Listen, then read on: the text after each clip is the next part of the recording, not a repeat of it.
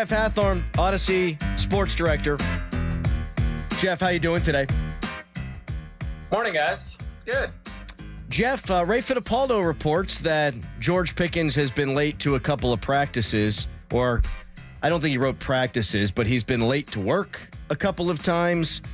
Man, it seemed like everything was going okay with Pickens, and now in the course of 3 days, it seems like a disaster, and I don't know what they can do with this guy. What do you think?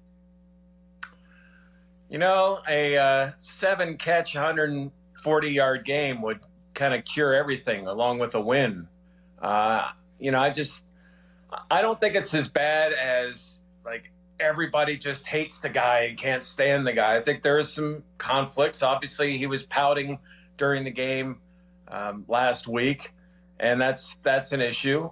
But, I think there are people that you work with or in any line of work that it's like, okay, if they could just produce for us, you don't have to be their friend. And I think George is one of those guys. And if he can put up a big game, I don't think that there's any riff or there's any issue. It's just, can this guy produce for us? Jeff, I'm going to ask this question, and some people may think that it's obvious, but I don't think it's so obvious. There's still some room to develop in this. And actually, I'm going to ask you two questions. Percentage chance that Russell Wilson starts on Sunday, and percentage chance that Russell Wilson plays on Sunday. Starts on Sunday, 5-10%. I don't see it very high at this point because Russ, as Mike told us on Tuesday, has taken the second team reps. And until he takes first team reps, then that's when the door is, in Tomlin's words, more ajar.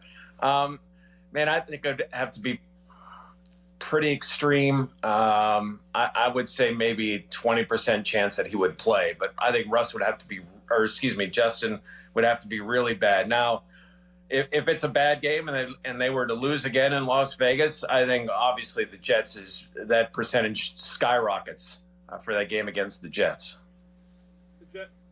Jeff, I'm not asking you to take any shots at credibility here with regard to how the Steelers handle injuries, but Jaylen Warren looked pretty good on video yesterday and says he's ready to go.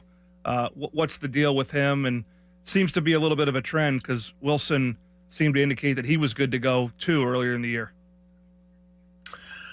Well, I think with Jaylen, because he was still limited, that there's still a little bit more that they want to test. I mean, this is the first time we've seen him out on the field. Now, you guys have seen some of the videos, I'm sure. I mean, he looked really good. I mean, the push was there, the cuts were there, the acceleration was there. It was positive, but he's still limited. So there's still more he has to do in practice, I think, to get to the next level. But here's the other thing with Jaylen, that maybe where his history hurts him, of a guy who plays through injuries. Like maybe he has to show them even more because, like, okay, is this really it, or is he hiding something? Like, I think they have to be very convinced.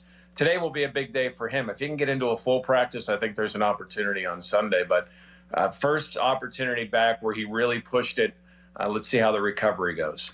Jeff, this is not a criticism of T.J. Watt. This is just reality in the National Football League. He's going to pull himself off the field at times because you can't play 100% of the snaps. So when T.J. is not on the field, who the heck are the two Steelers outside linebackers on Sunday? So you're saying TJ's dogging it during games? Hi, guys. No, this is legitimate load management. Right. Jeremiah Moon is one you're going to see. Beyond that, I think you'll see a combination of Isaiah Loudermilk out on the edge. And then, unfortunately, it's funny because we talked to him yesterday. Ade, I asked him to pronounce his last name. I can't exactly remember how he pronounced it. So we'll go with Ade.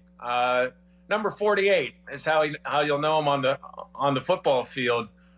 He has a little bit of NFL experience. Last year he was with Atlanta, but injured. So I think that's who you're looking at right now. I mean, it's a little late in the week to be adding people from waivers or other teams' practice squads. That's still an outside chance that could happen. But, I mean, that's what you're looking at, an outside linebacker. Awesome. Penguins stunk, Jeff. He's gone. Oh, Dude. Oh, he's there. Dude, that He's was, back. I mean, that first 13 minutes wasn't so bad, even though they were down a goal. But then they gave up those 2 late goals in the first, and it's like, oh, I mean, the second got no better, and the third was like, like watching your kids' game in the 7th or in the 5th inning of 7 innings in baseball, where all the subs are in, and you're just sitting in the stands like, oh, and this thing ends. that's right. I just went to bed. I mean, I think the brutal thing, or the good thing, is in back-to-backs, which are kind of brutal to start the season, is you got a chance to wipe this right out tonight in Detroit. I mean, one game doesn't make a season, but man, in one game, I think as much as anything, it showed that if you think that the Pens are contenders, the Rangers are contenders. The Pens have some work to do. Pretenders. Jeff, thank you for your time. As always, we'll talk to you after the Steelers go on the road and play Las Vegas. Nothing ever bad happens on the road against the Raiders. No, and really questionable quarterbacks never beat the Steelers in a Raiders uniform. No, it doesn't happen. Tough. Thank you, Jeff. No, see you boys Saturday. See you, Carl. A lot of good stuff on 937thefan.com as well from Jeff.